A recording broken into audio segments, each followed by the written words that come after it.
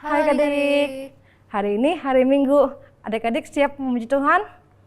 Oh, pastinya sudah siap dong, Lause. Sebelum kita memuji Tuhan, mari kita berdoa dulu yuk. Kita lipat tangan, juga tutup mata. Tuhan Yesus yang baik, terima kasih banyak hari ini kami diberikan kesempatan untuk kembali beribadah.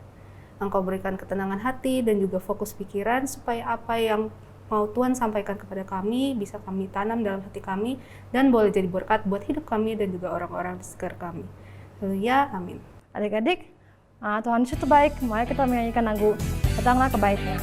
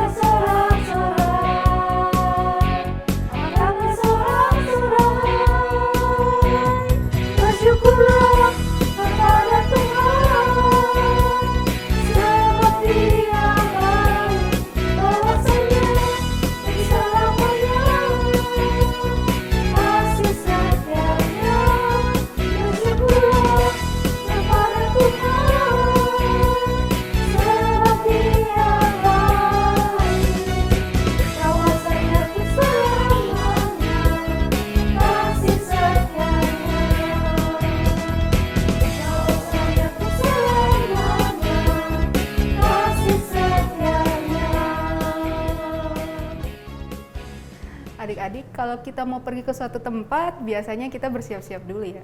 Kita siap-siap mau pakai baju yang bagus, kita siap-siap mau bawa bekal atau barang-barang yang mau kita bawa saat kita pergi ke sana. Tahu nggak sih adik-adik, kenapa kita mau bersiap-siap kalau mau ke suatu tempat? Malu Lause kalau misalnya kita nggak pakai baju yang bagus, ketemu teman, ketemu saudara, jelek dong kelihatannya. Ya biasanya sih gitu ya. Tapi tahu nggak sih kenapa kita bersiap-siap itu? Sebenarnya karena kita bersuka cita. Karena kita menganggap acara tersebut penting. Jadi kita bersiap-siap dulu, kita merias diri dulu. Misalnya kalau kita ke pesta, kan pasti kita pakai baju yang bagus dulu ya. Nah adik-adik sama seperti mendengarkan firman Tuhan, kita beribadah, kita juga harus bersiap-siap dulu loh. Kita siapkan hati, kita siapkan pikiran juga. Adik-adik, mari kita bersiap-siap memuji Tuhan, mendengarkan firman Tuhan dengan lagu Besarkan Nama Tuhan.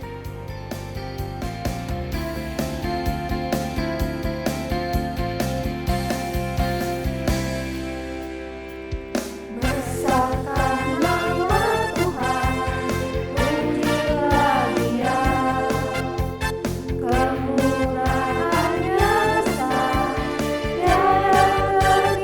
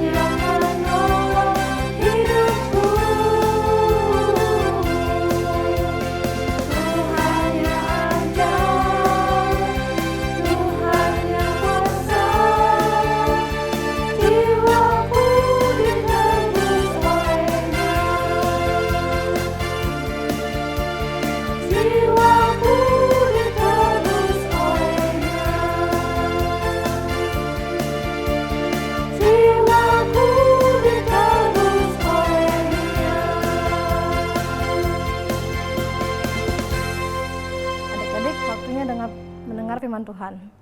Mari kita belajar bersyukur pada Tuhan. Mari kita menyanyikan lagu Yes Lord of My Soul.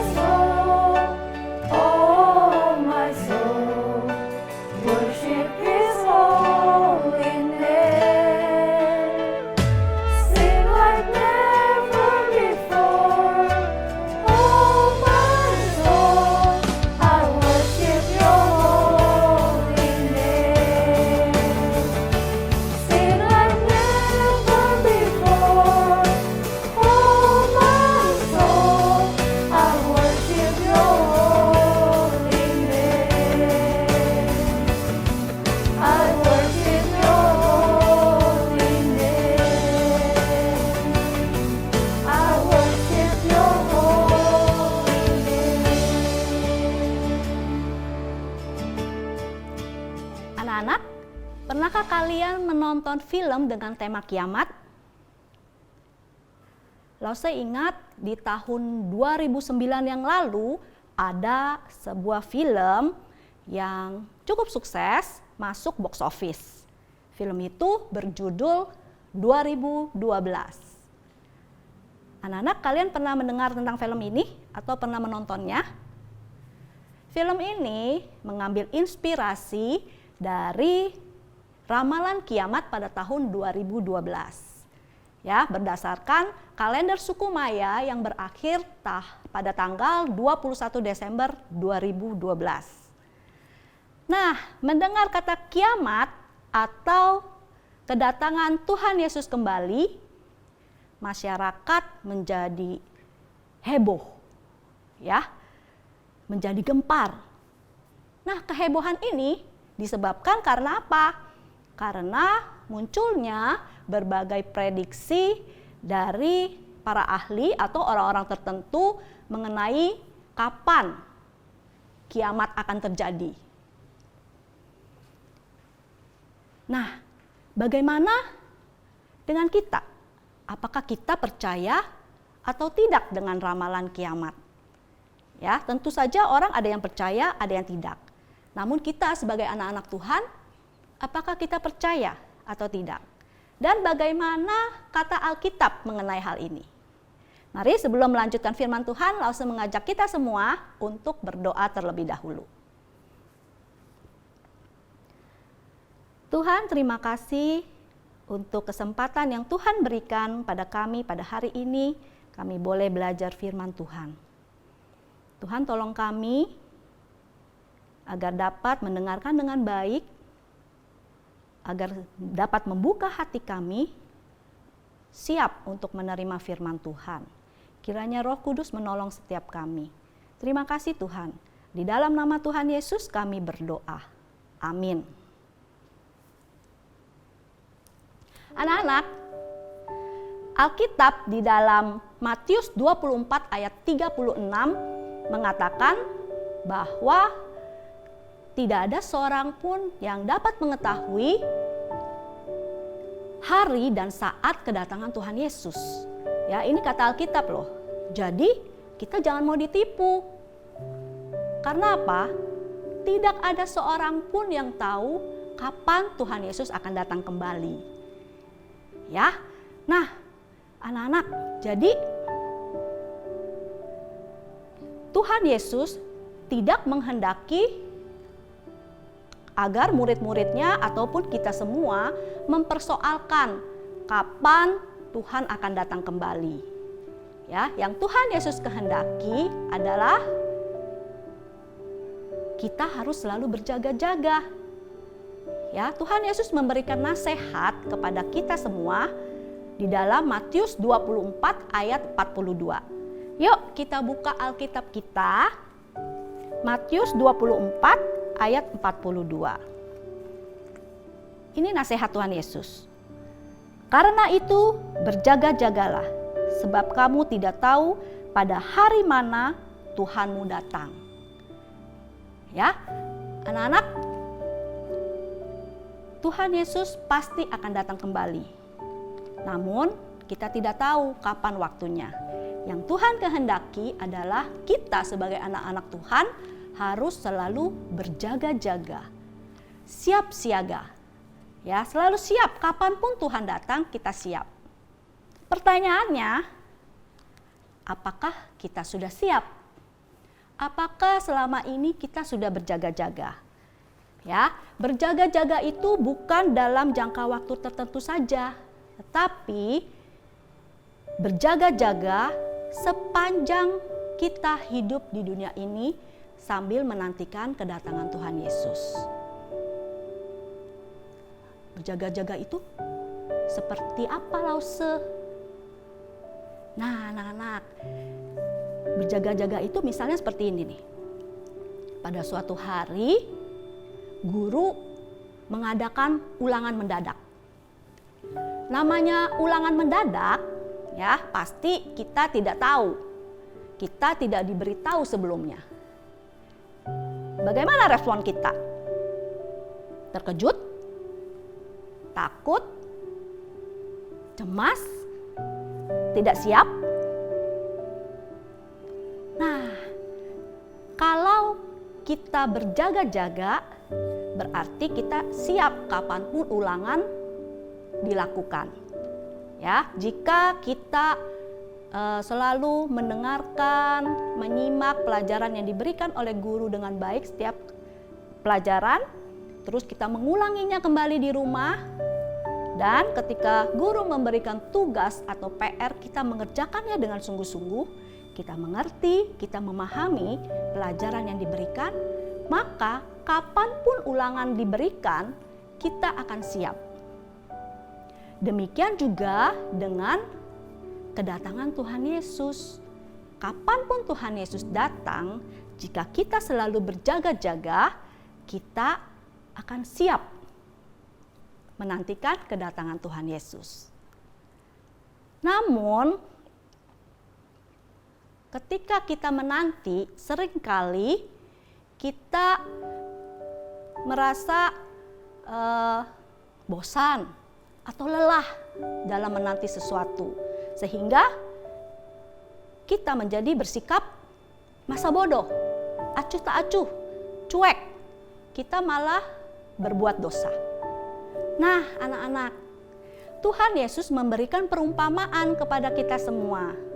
Ya, perumpamaan tentang hamba yang setia dan hamba yang jahat. Kalian dapat membaca perumpamaan ini di dalam Matius 24 ayat 45 sampai 51. Ya. Di sana Tuhan Yesus memberikan perumpamaan tentang hamba yang diberikan kepercayaan oleh tuannya untuk mengurus rumah. Ya, ketika tuannya itu sedang pergi atau sedang tidak ada di rumah. Nah, jadi hambanya ini diberikan tugas, diberikan kepercayaan, diberikan tanggung jawab untuk mengurus rumah ketika tuannya sedang tidak ada di rumah atau sedang pergi. Jika hamba itu setia dan bertanggung jawab, maka ketika tuannya kembali, hamba ini akan mendapatkan reward atau hadiah. Namun, jika hamba ini malas, jahat, atau ceroboh, maka ketika tuannya datang kembali, hamba ini akan menerima hukuman. Nah, untuk hamba yang setia, dia percaya kalau tuannya pasti akan kembali sesuai dengan janjinya. Jadi dia melakukan tugasnya dengan baik. Sedangkan hamba yang jahat, dia berpikir, tuannya gak bakalan kembali. Sudah lama menanti-nanti, tapi tidak kunjung datang. Sehingga dia berpikir kalau tuannya itu tidak akan datang kembali. Sehingga apa yang dilakukan? Dia melakukan sesuai dengan kehendaknya, semaunya. Nah, anak-anak, perumpamaan ini menceritakan kepada kita, memberikan nasihat kepada kita bahwa penting untuk berjaga-jaga. Apakah selama ini kita sudah berjaga-jaga? Kalau belum, mulai hari ini kita mau untuk berjaga-jaga. Ya, kita harus bertobat. Kita tidak mau ketika Tuhan datang kembali, kita menerima hukuman.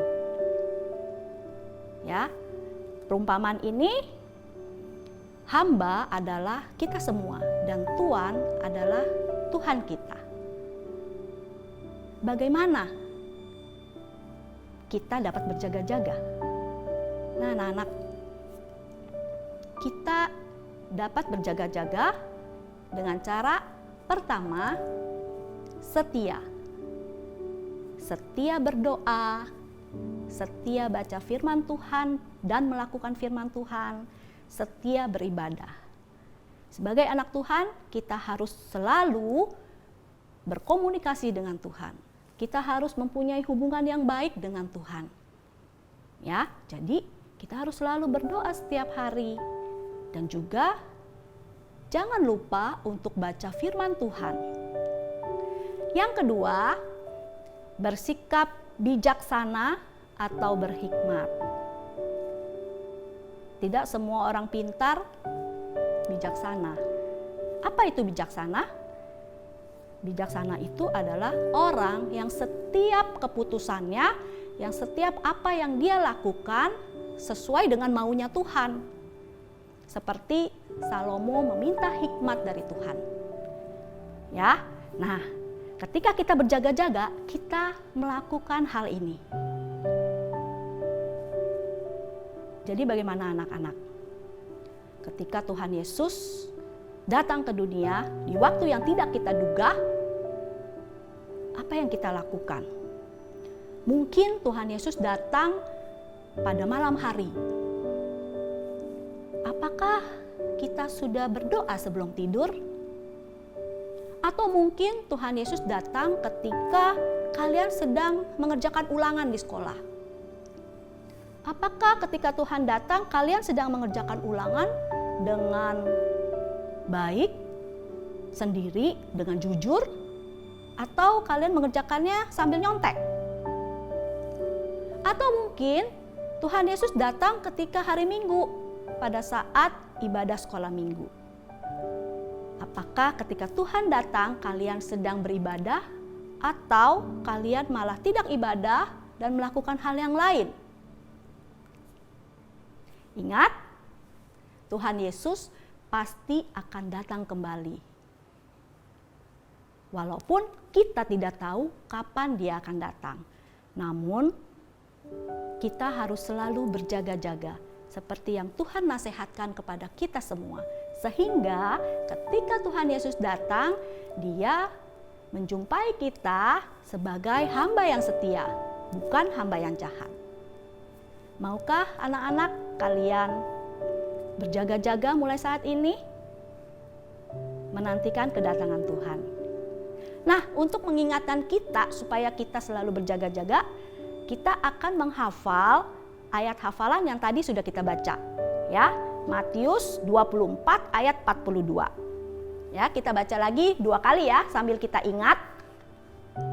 1, 2, 3.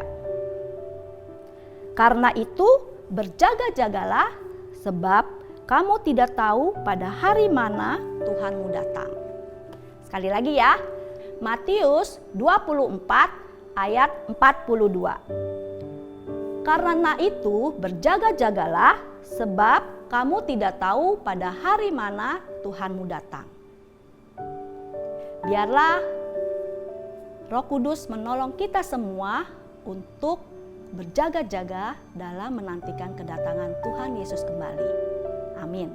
Mari kita berdoa. Tuhan Yesus, terima kasih untuk firman Tuhan. Kami percaya bahwa Tuhan, Engkau pasti akan datang kembali untuk menjemput kami. Dan biarlah Tuhan, selama kami hidup, kami boleh hidup dengan berjaga-jaga, selalu siap di dalam menantikan kedatangan Tuhan.